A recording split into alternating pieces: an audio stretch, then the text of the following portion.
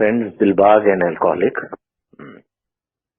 तो पहले तो ईश्वर का बहुत बहुत मैं बहुत ज्यादा ग्रेटिट्यूड आभार व्यक्त करता हूँ उसके प्रति और सभी फेलो मेंबर्स के प्रति कि आज का दिन बिना किसी शराब के, किसी कलह कलेश के, कलह कलेश मीन्स मेरे खुद के अंतर्मन में, बाहर तो सब जीवन है, तो लाइफ चलती है, तो चीजें रहती हैं, बट हाँ दिमाग में कोई ज्यादा क्लटर नहीं है।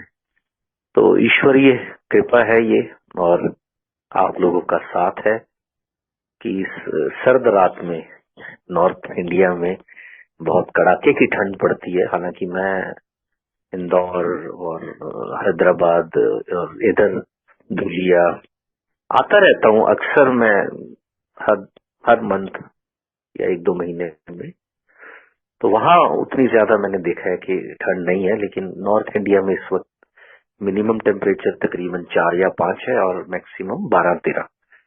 आज पूरा दिन मेरा ख्याल है 12 डिग्री ही रहा है, तो 12 और 4 या 5 में ही रहता है, तो काफी चिलिंग रहती है ठंड, है ना। और मैं जब अपने आप को एक शराबी की तरफ देखता हूँ, तो मैं देखता हूँ कि सर्दियों के दिन ऐसे रहते थे कि अपने आप को रोक पाना, आप समझे कि शराबी तो शराबी, एक आम आदमी भी जो ड्रिंक करता है शौकिया तौर पे, तो इन दिनों में है ना जरूर कहेगा कि यार आज कर लेते हैं कुछ प्रोग्राम। और मैं देख रहा हूँ कि इतना बड़ा बदलाव इन पिछले 14 सालों में मुझ में घटित हुआ है। 14 साल और 2 महीने, तीसरा महीना 18 तारीख को कंप्लीट हो जाएगा, तो 14 साल की मैं इस ठंड में गजरेला, पंजीरी, गरम दूध, कॉफी, कुछ अपने खाने पीने की गरम खिचड़ी, इन सब चीजों को एंजॉय करता हूँ। और एहसास ही नहीं होता कि मुझे किसी और चीज की जरूरत है कहीं भी।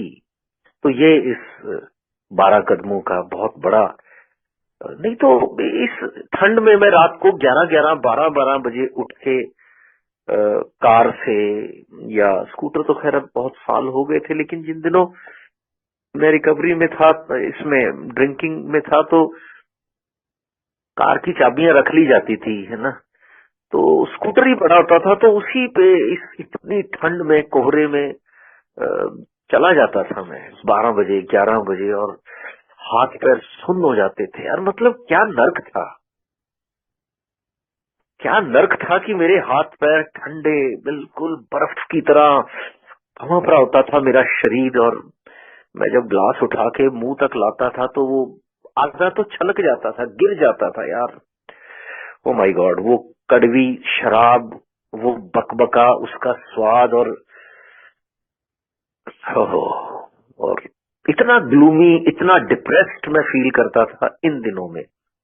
लेकिन जब से अल्कोहलिक एनोनिमस के कमरों में मैं आया, स्पॉन्सर, 12 स्टेप्स, स्पिरिचुअलिटी, वाओ, है ना।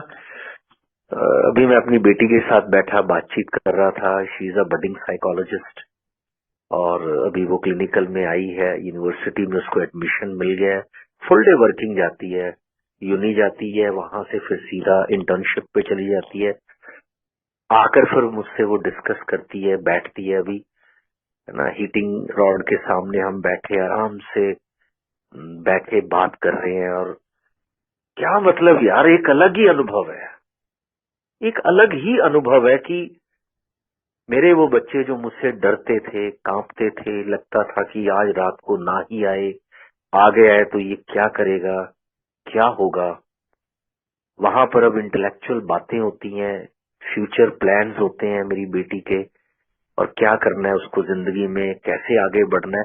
मैं कई बार ना विस्मय से उसको देखता रहता हूँ, सुनता रहता हूँ, शराबी हूं ना तो मेरे कनेक्शन लग जाते हैं और मैं ईश्वर को धन्यवाद करता रहता हूँ।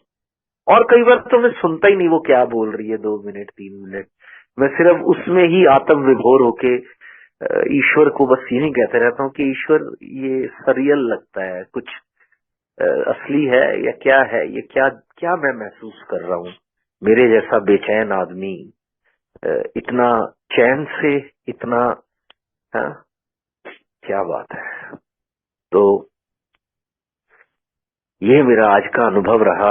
अभी मेरी बेटी के साथ ही मैं बैठा था। जनरली रात को आती है वो, 7 साढ़े 7 ड्राइव करके आती है, खुद ही सारा दिन बाहर रहती है। बड़ा अच्छा लगता है यार, मतलब मेरे जैसे इंसान के घर में एक शांत, तो वो मेरे जैसे के साथ ही हो सकता था। क्योंकि आज जो मेरी पहचान है ना, वो ग्रेटफुल रिकवरिंग एल्कोहलिक की है। आज जो मेरी पहचान है ना समाज में, जहां मैं जाता हूँ मुझे किसी को बताना नहीं पड़ता है कि मैं शराबी हूँ, मैं शराबी था, या मैं नहीं, मुझे कोई इस बारे में बात ही नहीं करता है। ये मैं सिर्फ इस मीटिंग में 1.5 घंटे 2 घंटे की मीटिंग, या अपने किसी काउंसली के साथ, या कभी कभार आते जाते कार से इधर से उधर से ड्राइव करते, एयरपोर्ट पे, रेलवे स्टेशन पे, कहीं ना कहीं कोई शराबी की झलक मिल जाती है यार। कल मैं सब्जी मंडी में गया तो साइड पे वो बैठे हुए थे, दिन के वक्त ही वो ड्रिंक डाल रहे थे, तो देखते ही वो ना, मुझे ईश्वर दिखाता तो रहता है जगह जगह। कभी मैं जा रहा हूँ तो कार से और पीछे बैठा हूँ, देखता हूँ तो एक वाइन शॉप खुली है, सुबह का वक्त है, 8 साढ़े 8 ही हुए, और ठठराते हुए 2-3 लोग उसके बाहर खड़े शटर को नॉक कर रहे हैं, तो एकदम सिहरन दौड़ जाती है ना शरीर में। पर आजकल बड़ा एक धन्यवाद ही रहता है, एक ग्रेटिट्यूड रहता है उस ईश्वर के प्रति कि यार उस नरकीय, मतलब अगर जीवन में कोई नर्क है ना, तो वो मैंने भोगा है यार। और बात जब हाउ की होती है, ऑनेस्टी की होती है, HOW की होती है, honesty, open minded and willingness, तो मैं सच बताऊं, मैंने कभी इस नर्क को नर्क माना ही नहीं था। मुझे तो यूं लगता था कि यही जीने का एक तरीका है, 24 घंटे नशे में, गुर्बत में, बेशर्मी में, सेल्फ पिटी में, जेलस, और वो सारी चीजें, और यही जिंदगी है, यही सच्चाई है। पूरी दुनिया गलत है, मेरा एम्प्लॉयर गलत है, मेरे घर वाले गलत है, मेरी एजुकेशन गलत है, मेरा बचपन गलत है, मेरी पैदाइश गलत है, मेरी पेरेंटिंग गलत है ना। तो ऑनेस्टी की जब बात होती है ना दोस्तों, तो ऑनेस्टी एक्सेप्टेंस से स्टार्ट होती है। अगर मैं पहला H उठाता हूं, तो ऑनेस्टी जो मैं सीख पाया हूं इन 14 सालों में अपने 12 कदमों से, और स्पॉन्सर, बिग बुक, और जितनी मीटिंग्स आज तक लग सकी हैं, अभी भी मैं रेगुलर फिजिकल मीटिंग्स तो 2 या 2 मीटिंग्स तो मैं निकाल ही देता हूँ, श्योर। तो honesty start from accepting reality. जो जैसी सच्चाई है उसे स्वीकार करना कि हाँ यही एक सिचुएशन है। जैसे हम बिग बुक के स्टेप 1 में बात करते हैं, we admitted we were powerless over alcohol, that our lives had become unmanageable. कि हम स्वीकार करते हैं कि हम शराब के ऊपर बिल्कुल पावरलेस हैं, 100%। एक यही कदम है जो पीछे 3 दिन पुराना एक थॉट डेली रिफ्लेक्शन में आता है, कि पहला कदम ही है जो मैं 100% कर सकता हूं। दूसरा, तीसरा, है ना, हायर पावर को मान लेना, सरेंडर कर देना, अपने चौथे कदम में अपनी इन्वेंट्री लेना, 5वें में बातचीत करना, छठा, 7वां हैंड ओवर करना, 9th अमेंड्स करना, 11 12th, इन सब में ना 90, 95, 99 तक आ सकता है हम। क्योंकि नहीं कर सकते ना, बहुत मुश्किल है कि मैं हर चीज का ही अमेंड कर दूं। मुझे तो आज तक नहीं मिला, खुद से तो नहीं हुआ। कितने ही अमेंड्स रह जाते हैं, कितनी ही शेयरिंग्स रह जाती हैं, कितना मैं सरेंडर करता हूं, कितना मैं गॉड्स विल पर चलता हूं। ये भी मेरी ऑनेस्टी का ही पार्ट है जो मैं आपको ये बता पा रहा हूं। लेकिन जो पहला कदम है ना, first, I am powerless over alcohol, इस शराब के ऊपर मैं शक्तिहीन हूं। और इनफैक्ट 12 कदमों में शराब का जिक्र इस पहले कदम के में ही है, उसके बाद कहीं भी शराब का जिक्र नहीं है। तो मेरी जो ऑनेस्टी है, मेरी जो ईमानदारी है, वो स्वीकारिता से ही शुरू होती है ना। जैसे इससे पहले मैं क्या करता था, जब मैं ऑनेस्ट ना रहकर डिसऑनेस्ट था, या मैं अगर चीजों को स्वीकार नहीं करता था, इस प्रोग्राम से पहले उसकी ABCD में ऑनेस्टी ही है, और खासकर ऑनेस्टी टुवर्ड्स माई सेल्फ। दूसरों के साथ मैं कितना ऑनेस्ट हूं वो बाद की बात है। सबसे पहले मेरी ईमानदारी मेरे प्रति, कि जब मैं शीशे में अपने आप को देखता हूं, या मैं अपना अवलोकन करता हूं, या मैं अपने आप का एनालिसिस करता हूं, खुद में झांकता हूं, तो मुझे साफ दिखाई दे जाए कि असलियत क्या है, मैं कितना सही हूं, कितना गलत हूं, है ना। जैसे मुझे यूं लगता था कि नहीं, सब चीजें जो है मैं कर रहा हूं वो बिल्कुल सही है। अगर मैं पी रहा हूं ये सही है, अगर मैं बोल रहा हूं ये सही है, अगर मैं दूसरों को प्रताड़ित कर रहा हूं तो ये सही है, जो मैं कर रहा हूं वो सही है ना। और मैं अभी भी मैनेज कर सकता हूं, ये भी मेरी एक डिसऑनेस्टी थी। आई कैन मैनेज, मैं अल्कोहल को हैंडल कर सकता हूं। और मैं जानता था भीतर से, सच में बताऊं, ये अवेयरनेस थी कि मैं नहीं हैंडल कर पाऊंगा, मैं इसे नहीं कंट्रोल कर पाऊंगा।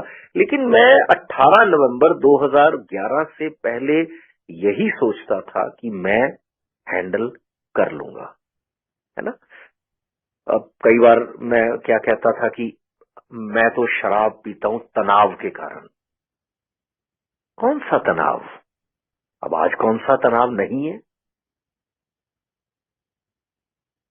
लाखों जो AA के मेंबर्स हैं, है ना, वो तनाव में नहीं जी रहे। क्या उनको तनाव नहीं है? क्या मेरा तनाव ही मुझसे शराब पिलाता था, या उसकी वजह मेरे कैरेक्टर डिफेक्ट से या मेरी खुद की कमजोरियां थी? और डिसऑनेस्टी की, अगर सपोज मैंने कभी कोई गलती कर भी ली तो अपने स्पॉन्सर से छुपा लेना, है ना। तो ये मानना कि मैं तो अकेला मैनेज कर लूंगा, कौन सी बड़ी बात है यार, ये स्पॉन्सर ऐसी कौन सी चीज कर देगा।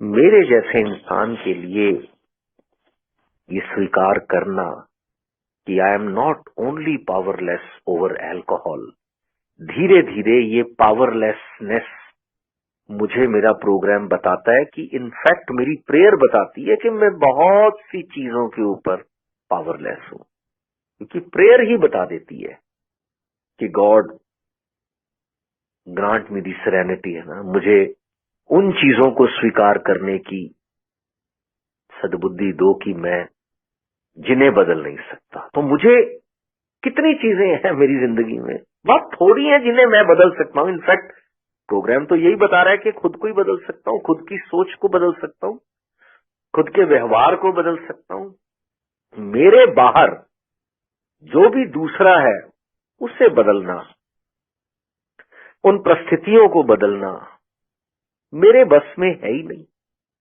जबकि इस प्रोग्राम से आने से पहले मुझे यूं ही लगता था कि मैं सब कुछ बदल दूंगा। 15 दिन लगातार पी, 11वें 16वें दिन मैं कहता था मैं सब कुछ बदल दूंगा। डिनायल मोड में था मैं।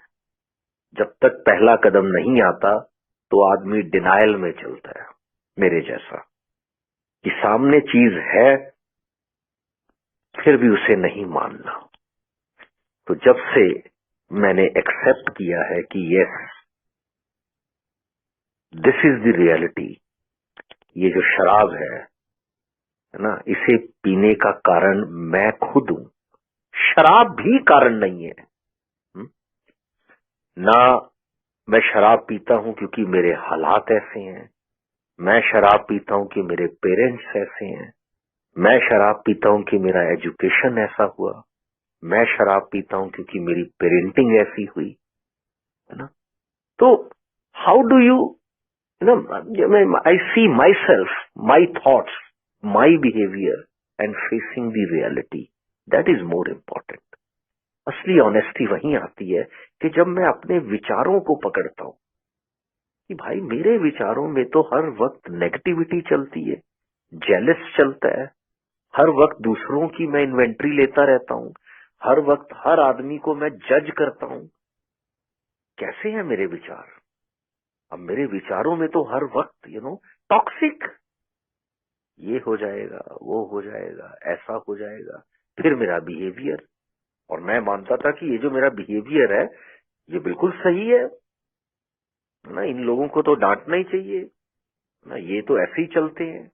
घर वालों को तो तीर की तरह सीधा रखने के लिए, है ना, एकदम डंडा लेके चलना पड़ेगा, ये ऐसे थोड़ी मानेंगे, ये तो ढीठ है। तो ढीठ तो मैं ही था। जितनी बुराइयां मैं दूसरों में देखता था वो सारी और उससे कहीं ज्यादा तो बुराइयां मुझ में ही थी, लेकिन मैंने उसे स्वीकार नहीं करना, मैं उसे स्वीकार नहीं करूंगा। तो वही है, जैसे the fact is that most alcoholics have lost the power of choice in drink, big book के जो चैप्टर 3 में लिखा है वो बिल्कुल सही है। तो ऑनेस्टी का मतलब एक ही है, अपनी विल पावर और इंटेलिजेंस, इन दोनों को मानना, जानना और छोड़ देना। ना तो मेरी बुद्धिमत्ता, हाँ बुद्धिमत्ता मेरी बिजनेस में काम आ जाएगी, पढ़ाई लिखाई में काम आ जाएगी, 4 पैसे कमाने में कहीं काम आ जाएगी, लेकिन यहां नहीं। शराब के पहले घूंट से दूर रहने में मेरी जो बुद्धिमानी है वो काम नहीं आएगी, ना विल पावर काम आएगी। मुझे लगता था मेरे में विल पावर बड़ी स्ट्रांग है, मैं तो 4 दिन पी लूं, नहीं पी सकूं कोई बात नहीं। मैंने तो 6 महीने, एक बार ऐसा दौर भी आया कि सिर्फ सैटरडे को पीऊंगा, और ऐसा हुआ 4 महीने तक लगातार, ओनली ऑन सैटरडे। और उसके अलावा अगर मेरे सामने कोई बैठ के ड्रिंक करता था तो मैं उसे कर देता था, उसको सर्व कर देता था, बैठता था इस जिद में कि देखो मैं केवल शनिवार को ही पी सकता हूँ। बट वो फिर वो 4 महीना का दौर किसी तरह निकला, उसके बाद अगले 10 महीने ऐसी ऐसी ज्यादा मैंने पी के बस, मतलब वो, मैं आज सोचता हूं तो कांप उठता हूं, है ना, क्योंकि विल पावर, मुझे ये चीज रिकग्नाइज करनी है, इस चीज को मुझे एक रिकवरिंग अल्कोहलिक के नाते ये चीज मुझे पकड़नी है कि मेरी विल पावर धरी की धरी रह जाएगी, मेरी इंटेलिजेंस इवेंचुअली फेल हो जाएगी। इसलिए मुझे ये बार बार रिमाइंड करवाता है ना चैप्टर 5 में भी, half measures availed us nothing. जो आधे अधूरे तरीके मैंने जो अपनाए वो कोई खास फर्क नहीं पड़ा उससे। शनिवार को पी लूं कोई बात नहीं भाई, पी लो 2-3 हफ्ते, 5 हफ्ते, 8 हफ्ते, फिर फंसेगा, है ना। बुधवार और शनिवार पीऊंगा, पी लो बेटा कोई बात नहीं, एक दिन आएगा कि फिर तुम लगातार रात दिन पियोगे। सिर्फ बियर पी लूं, सिर्फ ये कर लूं, सिर्फ वो कर लूं, कुछ भी कर लूं, हफ्ते 2 हफ्ते 3 हफ्ते में वो रंगे हुए सियार का रंग जैसे उतर जाता है बारिश में, है ना, तो वही हालात होने हैं और फिर मुझे वैसे ही हो जाना है जैसे ब्लू एम्ब्रेला, एक अच्छी फिल्म आई थी, रस्किन बॉन्ड की कहानी गई थी शायद, वो पंकज कपूर, तो उसमें वो अपना एक छाता, ओरिजिनल जापानी छाता होता है, वो जाके रंगवाए आता है अपने छाते को, और एक दिन बारिश आती है, वो सारा रंग उस छाते का निकल जाता है और वो जो ओरिजिनल रंग है वो नीचे आ जाता है। तो मैं भी ऐसा ही तो था, जितना मर्जी मैं अपनी डिसऑनेस्टी को छुपाता था, यहां तक भी था कि मैं बहुत जेनरस हूं। मैं जेनरस नहीं था यार, मैं ये भी बड़ा जताता था कि मुझ में सेवा भाव बहुत है, नहीं वो भी नहीं था, कोई सेवा भाव नहीं था, कोई जनरोसिटी नहीं थी, कोई दयालुता नहीं थी। मैंने उस भिखारी को पैसे दिए, मैंने उसको रोटी दे दी, मैंने उसको 20 रुपए दे दिए, 30 रुपए, वो सब ग्रैंडियोस था, अपने आप को बड़ा फील करवाना था। आज भी मैं देता हूं तो मालूम है कि किस इंटेंशन से दे पा रहा हूं। आज सहज हूं, आज वाकई करुणा है। इस प्रोग्राम ने करुणा भी जगा दी मुझ में, एम्पथी भी जगा दी, समानुभूति भी जगा दी। वो तो उस वक्त तो झूठ था ना कि मेरे जैसा सेवा भाव, मेरे जैसा दयालुता, मेरे जैसा नॉन जजमेंटल, मेरे जैसा, ये सब डिसऑनेस्टी में आता है मेरे लिए तो। लेकिन जब से इस प्रोग्राम में आया हूं दोस्तों, और जब से ये चीज एडमिट की है कि मैं पावरलेस हूं, और मेरी जिंदगी में मैं पावरलेस ही हूं, अल्कोहल पर तो हूं ही 100%, दूसरी चीजों पर भी काफी हद तक मैं पावरलेस हूं, और जो ईश्वर है वही मेरे लिए कुछ कर सकता है। तो जब से इस प्रोग्राम में आया, ऑनेस्टी मींस विल पावर को साइड पे रखूं, इंटेलिजेंस को साइड पे रखूं, वो और किसी जिंदगी के दौर में काम आ सकती है, फिलहाल सोबर रहने में नहीं। और सोबर रहना और रिकवरी में रहना भी तो फर्क है ना। सोबर मींस एब्सटिनेंस, जिसको अंग्रेजी में कह देते हैं, स्टेइंग अवे फ्रॉम अल्कोहल। वो तो मैं बता रहा हूं महीनों महीने पहले भी कर ही लेता था। 2-3 साल बाद ऐसा दौर आता था कि नहीं पीते यार। लेकिन सोब्राइटी में रहना और रिकवरी में रहना बहुत अलग अलग दो चीजें हैं। रिकवरी में जब मैं रहता हूं, जब वर्ड रिकवरी फील करता हूं, तो रिकवर तो मींस मैं रिकवर कर रहा हूं, अपने जख्मों से रिकवरी मिल रही है, अपनी अंतरात्मा को बार बार से ढूंढ पा रहा हूं, अपनी कॉन्शियसनेस को जगा पा रहा हूं, अपनी कंसाइंस, अपने जमीर को जगा पा रहा हूं, good orderly direction, God's will को देख पा रहा हूं। तो दोस्तों, ऑनेस्टी, ईमानदारी स्टार्ट्स विद एक्सेप्टेंस, स्वीकारिता से शुरू होती है, विल पावर को पीछे छोड़ती है, प्रेयर को आगे करती है, स्पॉन्सर का रोल है उसमें, और पहले कदम में 100% ये कहना कि भाई मेरे हाथ जुड़े, इसको मैं जीत ही नहीं पाऊंगा। और अगर मेरे मन में कहीं लेश मात्र भी ये रह गया कि नहीं, किसी ओकेजन पर बेटे की मैरिज में, बेटी की मैरिज में 20 साल बाद, 10 साल बाद यदि मेरी माँ की मृत्यु हो गई, यदि वो हो गया, यदि ये हो गया, अगर ऐसी सिचुएशन आ गई, तो शायद मैं कहीं दूर दिखाई देती ना ये चीजें। नो, पहला कदम 100% होता है, वो 99.999 भी नहीं चलेगा। रिलैप्स तो फिर पक्का है। तो ये है मेरे लिए मेरी समझ की ऑनेस्टी।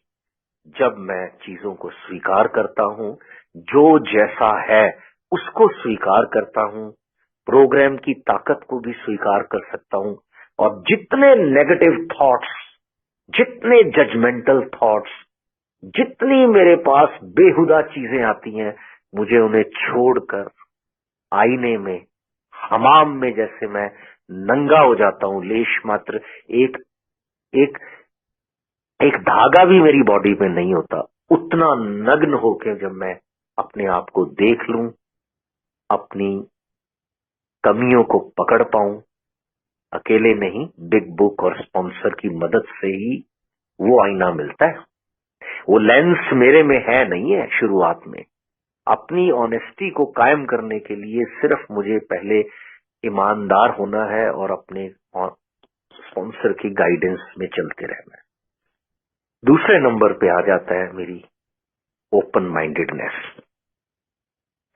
अब ओपन माइंडेडनेस तो अपने आप में ही बहुत खूबसूरत चीज है, एक खुला दिमाग। क्योंकि इससे पहले तो बोलते रहे ना, बंद खोपड़ी है ना, फिक्स्ड आइडियाज, ऐसे ऐसे ऐसे। अब ओपन माइंडेडनेस होता है willingness to accept that old thinking has not worked. Big book clearly कहती है चैप्टर 2 में, we had to be open minded about new ideas and concepts. हमें अपने दिमाग को खुला रखना है नए आइडियाज और नए कॉन्सेप्ट्स के लिए। ऑफ कोर्स, किसके? दोस्तों के नहीं, दोस्तों के नहीं, फिल्मों के नहीं, पड़ोसियों के नहीं। न्यू आइडियाज एंड कॉन्सेप्ट्स जो मेरी बिग बुक में लिखे हैं, जो मेरी डेली रिफ्लेक्शन में लिखे हैं, जो मेरे ग्रुप ऑफ ड्रंकर्ड्स, गॉड्स जिनको मैं मानता हूं, God, group of drunkards, recovering alcoholic, sponsor, old timers, ये मुझे कुछ नई सोच, कुछ नए टूल्स देंगे। So we had to be open minded, क्योंकि मैं तो एक बंद खोपड़ी हूं ना। मैंने तो जो चीजें फिक्स कर ली वैसी फिक्स होनी है। तो मुझे यूं लगा अपनी रिकवरी में कि रिकवरी जो है वो क्या क्या चीजें होंगी ओपन माइंडेडनेस में। क्लियरली है कि ओपन माइंडेडनेस जो है वो पुरानी थिंकिंग को छोड़कर नई थिंकिंग की तरफ जाना है, पुरानी कॉन्सेप्ट्स को छोड़कर नए कॉन्सेप्ट्स की तरफ जाना है। फॉर एग्जाम्पल, आज पी लूं, आज पी लूं, कल नहीं पीऊंगा, यही था ना मेरा मन, हमेशा यही होता था। प्लीज आज, प्लीज आज। मुझे लगता था कि यार आज पीने दो ना, कल तो छोड़नी है, क्योंकि छोड़ना तो मन में था ही यार। ऐसा तो नहीं हुआ कि मैंने जितना भी मेरा ड्रिंकिंग का समय रहा है, बहुत बार सोचा है यार कि नहीं यार, नहीं नहीं पी जा रही, नहीं पी सकता, लेकिन आज पी लूं, कल छोड़ दूंगा। मुझे यहाँ बताया गया आज नहीं पीनी बेटा, इन 24 घंटों में नहीं पीना, कल पी लेना। अपने आप को ये कहना है कि आज नहीं पीनी, कल पीनी है। देखेंगे कल की, कल देखेंगे, कल जब आएगा तब डिसाइड कर लेंगे कि पीनी है कि नहीं पीनी है। फिलहाल आज नहीं पीनी, कल देखेंगे। पहले होता था सदियों की प्लानिंग होती थी, ये करेंगे अगले महीने, ये अगले साल, ये 4 साल बाद, ये 5 साल बाद, वो बेमार शेख चिल्ली बन जाते समय। आज 24 घंटे का प्रोग्राम है ना। तो मेरा पास्ट, अगर पास्ट है तो वो होप, स्ट्रेंथ और एक्सपीरियंस के लिए है, फेलोशिप्स में जोड़ने के लिए, उनके साथ बात करने के लिए, जब मैं रिकवरी मोड में चल रहा हूं। और फ्यूचर का मुझे पता नहीं है। आज के 24 घंटे मेरा जीवन है, और मेरी सोचने की जो मर्यादा है वो 24 घंटे तक की है। उसके बाद की बाद में देखेंगे, one day at a time. मैं पहले सोचता था नहीं नहीं यार, one day at a time थोड़ी होता है, 10 साल, 20 साल, 25 साल, ये हो जाएगा, वो हो जाएगा, वो कर दूंगा। No castle in the air, अभी आज। दूसरा, बोलने में विश्वास करता था, बोले जाओ, बोले जाओ, भैं भैं भैं। अब तो मैं कम बोलता हूँ। अभी तो ये 50 मिनट की शेयरिंग है, तो बोलना मेरा जॉब है ना। आज बोलना रिक्वायर्ड है, अदरवाइज बोलना सच में कम हो गया है, क्योंकि सुनना तो मेरे जीवन में था ही नहीं ना।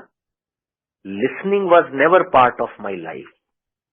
अगर कोई बोल भी रहा होता था तो मैं सिर्फ अंदर अपने जवाब बुन रहा होता था। मेरी नीटिंग चल रही होती थी कि मैं अपने जवाब बुन लूं, है ना। मैंने क्या जवाब देना है, मैं बस वो सोचता था कि मैंने क्या क्या आंसर देना है। सुनना तो मतलब ही नहीं था, है ना। सजेशन देना मेरी बड़ी जबरदस्त थी, राय बहादुर था मैं, दुनिया का सबसे बड़ा राय बहादुर दिलबाग। इसको भी राय दो, उसको भी राय दो, है ना। और egoistic, highly highly self centred. तो ए ने मुझे बताया चैप्टर 3 में बिग बुक के, कि some of us have tried to hold on to our old ideas and result was nil until we let go absolutely। कि हमने पुराने आइडियाज पे बहुत बार काम किया, बहुत कोशिश की। ऐसा नहीं है कि हर शराबी उठा के किसी रिहैब के जरिए या किसी काउंसलर के जरिए या किसी साइकेट्रिस्ट के जरिए, नहीं नहीं नहीं। यहाँ तो मैक्सिमम लोग तो, मेरे पास हेल्पलाइन नंबर है आजकल, पहले भी रहा है, तो मेरे पास मैक्सिमम लोग आते हैं, जब उनका डेटा लेता हूं कि कैसे जानकारी मिली, वो कहते हैं जी फलां डिस्पेंसरी में, फलां हॉस्पिटल में आपका बोर्ड लगा है, आपका पोस्टर लगा है, या फलां डॉक्टर ने, उस डिस्पेंसरी के डॉक्टर ने ये नंबर मुझे दिया है। तो जनरली तो हमेशा मुझे चीजें जो मिलती हैं वो वहीं से आती हैं। तो मेरी जिंदगी में जो बदलाव आए वो ओल्ड आइडियाज से नहीं आए। बड़ा कोशिश की मैंने, अच्छे कपड़े, अच्छी एजुकेशन, अच्छा खाना, है ना, अच्छा व्यवहार, मास्किंग, शायद मेरी जिंदगी में कोई बदलाव ला देगा। हालांकि इवन मैं शराब को भी छोड़ दूं, एक बेहतर जिंदगी के लिए भी मुझे सुनना जरूरी है, मुझे दूसरों की सजेशन देना नहीं, उनसे लेना जरूरी है, और अपनी ईगो को आगे रखने की बजाय उसको साइड पे रख के जो कहा जा रहा है वो मानना जरूरी है ना। फिर मेरी बंद खोपड़ी क्या थी, आई एम डिफरेंट।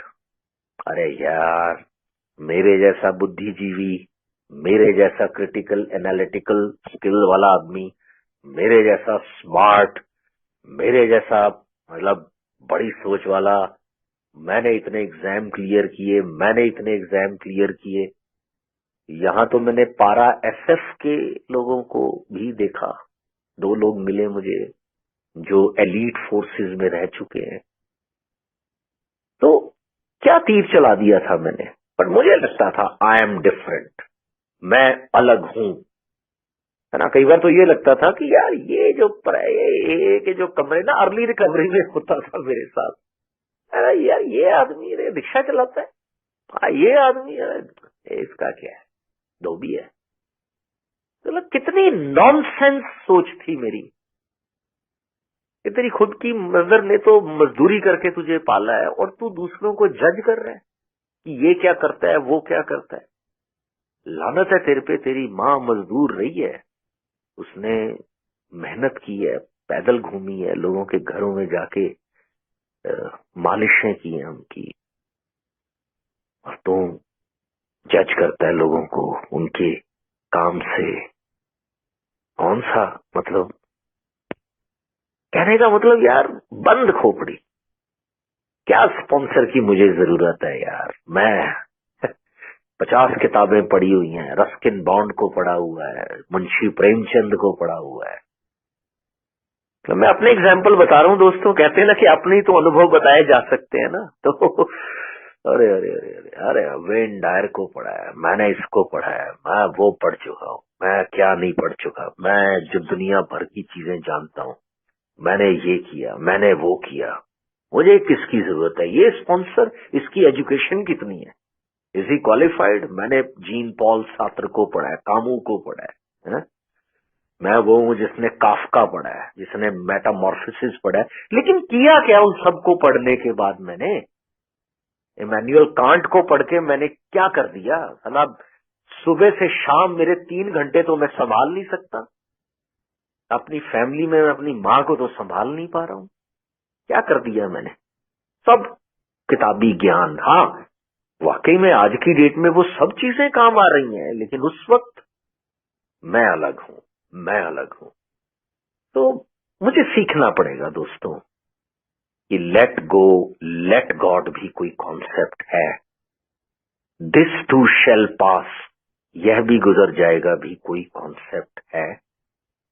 नहीं तो मैं कहता था ये कैसे गुजर जाएगा, साला मेरे होते हुए ये कैसे गुजर जाएगा।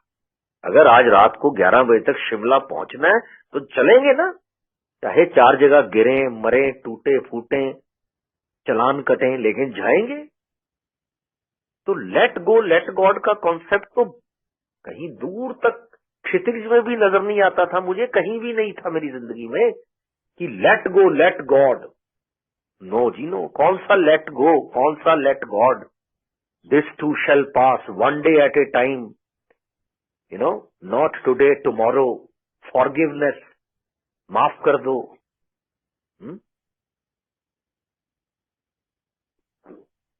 अपने दुश्मनों को माफ कर दूं? कैसे पॉसिबल है भाई? तो विल पावर का तो पता था मुझे, विलिंगनेस का तो बिल्कुल भी नहीं पता था। तो फ्रेंड्स, ये था मेरा मेरा खुद का जो मैंने सोचा। सेशन से 1-2 घंटे पहले ही मैं बैठ जाता हूँ, जब भी इस तरह के सत्र में या इस तरह की मीटिंग में आता हूँ तो मैं थॉटफुल होता हूँ, खुद लिखता भी हूँ कि हाँ क्या क्या चीजें हैं, ताकि वेवर्ड ना हो जाऊं।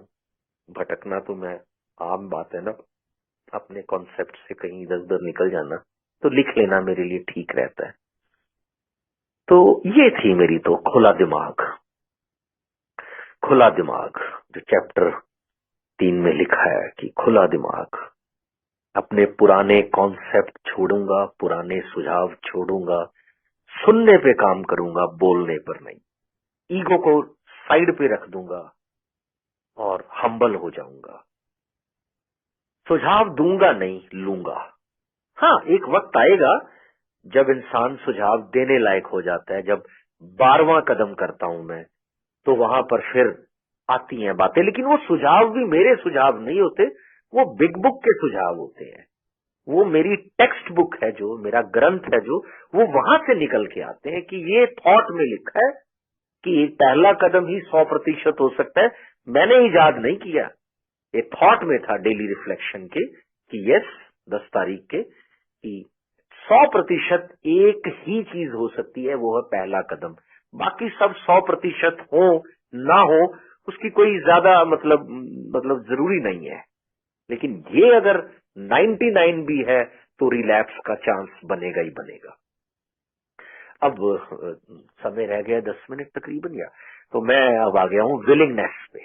हाउ की विलिंगनेस, तो टर्निंग इनसाइट इनटू एक्शन है। विलिंगनेस का मतलब मेरे हिसाब से तो जी सीधी बात है, इच्छा। किसकी? एक्शन लेने की इच्छा, सोचने की नहीं। पहले तो हो गई ऑनेस्टी, ईमानदारी, एक्सेप्टेंस। किसके प्रति? खुद के प्रति, खुद के विचारों के प्रति, ओपन माइंडेडनेस। अगेन किसके प्रति? बिग बुक के प्रति, 12 स्टेप्स के प्रति, स्पॉन्सर के प्रति, नए विचारों के प्रति, ओल्ड टाइमर्स के प्रति, जो लिखा है मेरी किताबों में उनके प्रति, जो सही है उसके प्रति, जो मेरी धारणाएं हैं उनको छोड़ना, और जो नए कॉन्सेप्ट है उनको पकड़ना। अब आ जाती है बात इच्छा। इच्छा मेरे लिए इच्छा शक्ति नहीं है। हो सकता है कोई भाई नया है, जल्दी अभी आया है, कुछ महीने, एक तो विल पावर होती है और एक विलिंगनेस होती है। विल पावर से तो मैं आज तक कुछ भी नहीं कर पाया। इनफैक्ट यहां आने से पहले मैं विल पावर के साथ ही चल रहा था, तो विल पावर के साथ तो जब मर्जी चलते रहो, कुछ नहीं होने वाला। विल पावर तो आज हाई है तो कल लो है। विल पावर आज कह रही है कि उखाड़ दो सब कुछ, और कल कहो उखड़ ही गया। Will power is just like ECG, up down up down up down.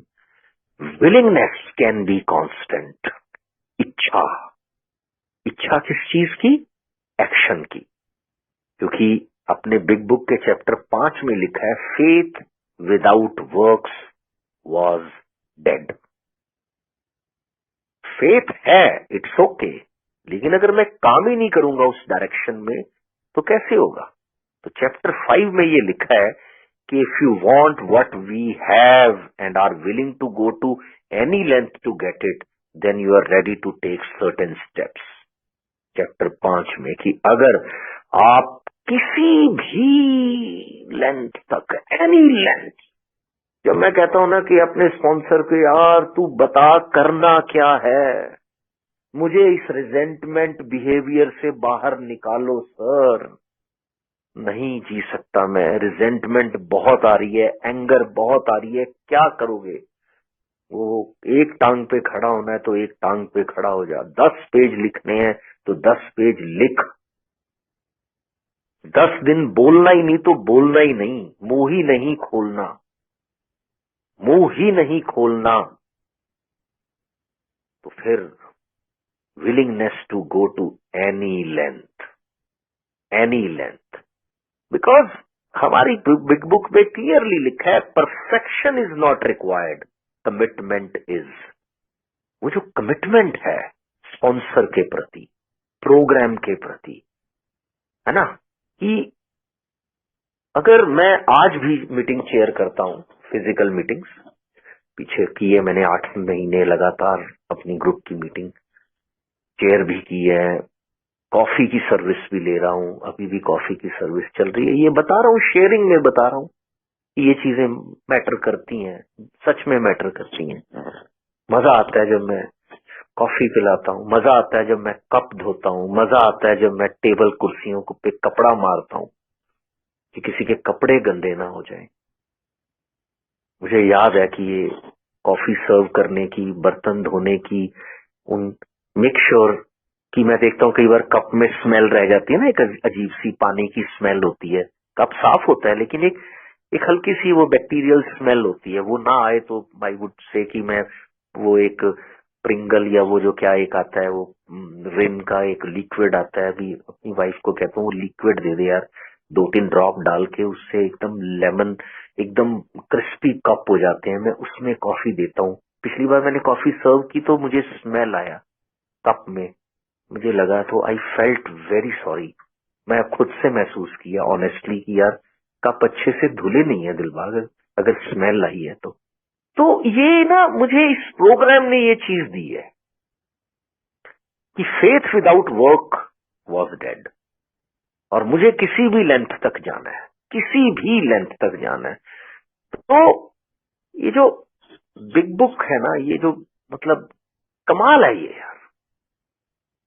तो अगर मैं अपने जीवन को एक्शन में ला सकूं, जो सीखा है, जैसे I agree with A but do not have time, अब यहाँ पे विलिंगनेस काम आएगी ना कि ठीक है यार, ए ने काम तो किया, अच्छा ये आ गई स्पीकिंग की सर्विस, अच्छा फेलो मेंबर का फोन आया, आज 9 बजे करोगे यार, छोड़ यार ठंड है, कहाँ बैठूंगा यार, रजाई में घुसना है वाइफ के साथ बेडरूम में, कहाँ स्टडी में बैठूंगा, फिर हीटर चलाऊं फिर बैठूं, इतनी ठंड में क्या है यार। नहीं, आई आई अग्री कि मुझे ये सर्विस देनी है, आई अग्री कि इस ठंड में भी मुझे मुझे जाना है, मुझे मीटिंग में जाना है। कोई न्यू मेंबर आ सकता है जिसके साथ मेरी शेयरिंग उसको उसको कोई कोई रास्ता दिखा दे, क्योंकि जब मैं उसको रास्ता दिखा रहा हूं तो इनफैक्ट मुझे भी तो रास्ता मिल रहा है ना, मेरे मेरे अपने जो मेरे जिंदगी में अपने तूफान चल रहे हैं उनसे निपटने के लिए।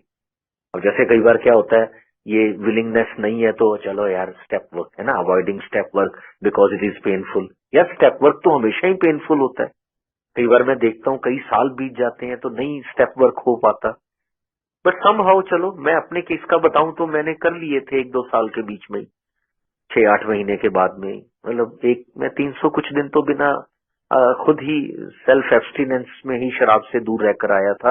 आने के बाद 6-7 महीने में मैंने स्टेप वर्क शुरू कर दिए थे, और with in 2 years of recovery में स्टेप वर्क कर लिए थे। अभी तो दोबारा करने का मूड है। हाँ, वही अभी अवॉइड नहीं करेगा, स्टेप वर्क के लिए जाना पड़ेगा, स्पॉन्सर से मिलना पड़ेगा, बैठना पड़ेगा, टाइम निकालना पड़ेगा, कौन निकाले, है ना। फिर उसके बाद continuing with old friends, routine and habit. कई बार अर्ली रिकवरी में ये होता है बॉस, बिल्कुल होता है कि यार पुराने दोस्त हैं, वो कहते हैं आजा यार उधर आजा दिलबाग, बैठे हैं हम तो सब ड्रिंक कर रहे हैं, तू नहीं कर रहा आजकल, कोई बात नहीं आजा यार बैठ जा, खाना खा लेना, अच्छा फूड है, हम कौन सा तेरे मुंह में शराब डाल रहे हैं, आजा, है ना। आ जाती है इच्छा कि चलो यार चलते हैं। पुरानी हैबिट्स को छोड़ना, पुरानी रूटीन्स को छोड़ना, है ना, पेनफुल वर्क को छोड़ना, स्टेप वर्क की जो एफर्ट है अमेंड्स करने की उनको छोड़ना, इन सब चीजों के लिए तो इच्छा चाहिए। ये पूरा प्रोग्राम ही honesty links to open minded and open minded links to willingness, क्योंकि विलिंगनेस मीन्स एक्शन, कि जितना सीखा है अब उसे एक्शन में लाना है, उसे अब करना है, करना है। अब जैसे चौथा स्टेप है वो तो करना ही पड़ेगा ना, करना ही पड़ेगा यार। उसमें ऑनेस्टी तो है ही है, ओपन माइंडेडनेस भी है, तभी तो चौथा स्टेप करने के लिए तैयार हूं, अपना गंद उठाने के लिए कि मैं क्या रहा हूं, मेरी ग्रीड, मेरी लस्ट, मेरा सेक्स, मेरी मेरी सेल्फ सेंटर्डनेस, मेरा कमीनापन, मेरा गंदा, पूरा मेरा जो मतलब अंदर जितना मेरा भरा हुआ है, उन सबको उतारना पेपर के ऊपर। Is it that easy? No, that was really difficult. क्योंकि मुझे तो ऐसी ऐसी बातें याद आती हैं उस दौरान कि मैं घबरा जाता हूं और फटाफट अपना दरवाजा बंद करता हूं उस पे। लेकिन अगर उस पे दरवाजा बंद कर दूंगा तो मेरे फियर तो जाएंगे नहीं, मेरी एंग्जाइटी तो जाएगी नहीं। तभी तो 5 साल बाद बंदा कहता है कि यार एंग्जाइटी बहुत होती है। एंग्जाइटी एंग्जाइटी इसलिए हो रही है कि मैंने अपने जो पुराने चूहे, मरे हुई छिपकलियां बेड के नीचे दबी हैं, वो वहीं पड़ी हैं। उनकी बदबू कैसे जाएगी? अगरबत्ती जलाने से जाएगी? नहीं जाएगी। सेंट छिड़कने से जाएगी? नहीं जाएगी। कहने का मतलब मीटिंग लगाने से चली जाएगी? नहीं। शेयरिंग करने से वहां अपनी बातें आधी छुपाई आधी बताई मैनिपुलेट करके जाएंगी? नहीं। मुझे तो अपने आप को पूरी तरह से खोल देना है। एक एक वो चीज जिसकी मेरी को रिजेंटमेंट है, एक एक चीज जिसकी मुझे गिल्ट है। क्योंकि हमारे भीतर जब मैं झांकता हूं तो रिजेंटमेंट सबसे अधिक, और दूसरे नंबर पर गिल्ट, रिमोर्स, रिग्रेट, वो सब भरे पड़े हैं। कैसे कैसे पाप किए हैं मैंने, किस किस पे मेरी कितनी कितनी खुंदकें टिकी हुई हैं। अगर वो मेरी नहीं निकलेंगी, और वो निकलेंगी कैसे? किताब कॉपी लेके बैठना पड़ेगा, पेज के पेज भरने पड़ेंगे। तो ये इच्छा तो बहुत जरूरी है दोस्तों। तो अब मैं कंक्लूजन पे आता हूं कि ये सब जो मेरी ऑनेस्टी और खुला दिमाग, और उसके बाद मेरी इच्छा इच्छा इच्छा बेसिकली एक लाइन में बोलता हूं तो टर्निंग इनसाइट इनटू एक्शन। जो मेरी अलख अंदर जगी है पहले 2 चीजों से, ईमानदारी और खुले दिमाग से, जो मेरे में बदलाव आए हैं, अब उसे मुझे एक्शन में लाना है।